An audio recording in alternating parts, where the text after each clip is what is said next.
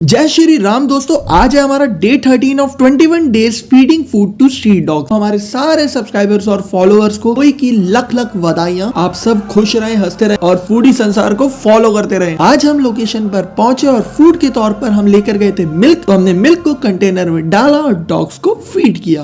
ये जलते सूरज से, ये तेज हवा है, ये जमाने से तेरे लिए आएंगे, बचाएंगे तुझे डूब जाने से। ओ रहना तेरे साथ है मैंने, ओ छूने तेरे हाथ है मैंने, ओ पूजा तेरी करनी है हर दिन रात है।